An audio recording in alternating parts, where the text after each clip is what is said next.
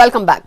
HDK ಮತ್ತು CP Yogeshwar ನಡುವೆ walk ಸಮರ ಬಹಳ ಜೋರಾಗಿ ನಡೆದಿದೆ. ಸಿಎಂ ಆಗಿದ್ದಾಗ 14 ತಿಂಗಳು ನಮ್ಮ ತಾಲೂಕಿಗೆ ಬರಲಿಲ್ಲ, ಕುಮಾರಸ್ವಾಮಿ ಅದೇನ್ ಕೆಲಸ ಮಾಡ್ತಾರೆ ಅಂತ ಹೇಳಿ ಸಿಪಿ ಯೋಗೇಶ್ವರ್ ವಾಗ್ದಾಳಿಯನ್ನ ಮಾಡಿದ್ದಾರೆ. ನಾನು ಏನ್ ಕೆಲಸ ಮಾಡಿದ್ದೇನೆ ಅಂತ ಹೇಳ್ತೀನಿ, ಚರ್ಚೆಗೆ ಬನ್ನಿ ಅಂತ ಹೇಳಿ ಇದೇ ವಿಚಾರಕ್ಕೆ ಸಂಬಂಧಪಟ್ಟ ಹಾಗೆ ಯೋಗೇಶ್ವರ್ಗೆ ತಿರುಗೇಟು ಕೊಟ್ಟಿದ್ದಾರೆ ಕುಮಾರಸ್ವಾಮಿ. ಯೋಗೇಶ್ವರ್ ಅವರ ಪ್ರತಿ ಆರೋಪಕ್ಕೂ ಕೂಡ ಎಚ್ಡಿಕೆ ತಿರುಗೇಟನ್ನ ನೀಡಿದ್ದಾರೆ. ನಾನು ಏನ್ ಕೆಲಸ ಮಾಡಿದ್ದೀನಿ ಅನ್ನೋದನ್ನ ನಾನು ತೋರಿಸ್ತೀನಿ, ಚರ್ಚೆಗೆ ಬನ್ನಿ ಅಂತ ಹೇಳಿ ನೇರ ಸವಾಲು ಹಾಕಿದ್ದಾರೆ. ಜೆಡಿಎಸ್ ಇವತ್ತು ನೆಲ ಕಚ್ಚಿದೆ, ಜನಾಭಿಪ್ರಾಯವನ್ನ ಕಳ್ಕೊಂಡಿದೆ, ಅವರಿಗೆ ಯಾವುದೇ ರೀತಿಯ ರಾಜಕೀಯ ಅಸ್ತಿತ್ವ ಇಲ್ಲ.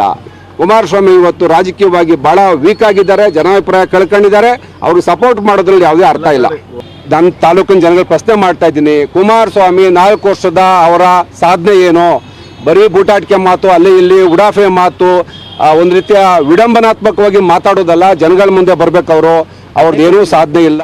ಅವನಿಗಿಂತ ಹೆಚ್ಚಾಗಿ ಮಾತಾಡೋ ಸಬ್ಜೆಕ್ಟ್ ನನ್ನ ತಿಳಿದೇವನ ಬಗ್ಗೆ ಯಾವ ಚರ್ಚೆಗೆ ಬೇಕಾದ್ರೂ ಅವನಿಗೆ ತಯಾರಾಗಿದ್ದೀನಿ.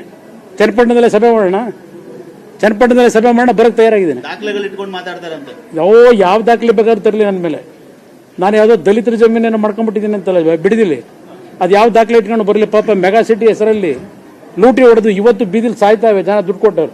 ಯಾವಂದ ದುಡ್ಡು ಸೈನಿಕ ಪಿಕ್ಚರ್ ತಗೊಂಡಿದ್ದು ನೋಡಿಲ್ವಾ?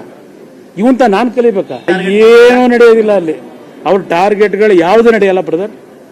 ನಾನು ಇವೆಲ್ಲ ನೋಡಿದ್ದೀನಿ. ಚನ್ನಪಟ್ಟಣಕ್ಕೂ ನಮಗೂ ಸಂಬಂಧ, ಇವನು ಇನ್ನೂ ಚಡ್ಡಿ ಹಾಕಿದ್ನೋ ಇಲ್ಲೋ ಗೊತ್ತಿಲ್ಲ ರಾಜಕಾರಣದಲ್ಲಿ. ಅವತ್ತಿಂದ ನಮ್ಮ ಸಂಬಂಧ ಇದೆ ಆ ಕ್ಷೇತ್ರಕ್ಕೆ. ದೇವೇಗೌಡರಿಗೂ ಕುಟುಂಬಕ್ಕೂ ಚನ್ನಪಟ್ಟಣಕ್ಕೂ ಕುಟುಂಬಕ್ಕೂ ಭಾಳ ಸಂಬಂಧ ಇದೆ. ಇವ್ರು ನನ್ನ ಬಗ್ಗೆ ಚರ್ಚೆ ಮಾಡ್ತಾರೆ. ಓಪನ್ ಚರ್ಚೆಗೆ ಸಿದ್ಧ ಇದ್ದೀನಿ, ಬರಲಿ. ಅದು ಯಾವ ಸಭೆ ಮಾಡ್ತಾರೆ ಬರಲಿ.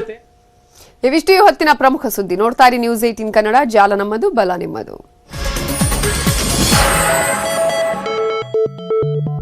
ಈ ವಾರ್ತೆಯ ಮುಖ್ಯಾಂಶಗಳ ಪ್ರಾಯೋಜಕರು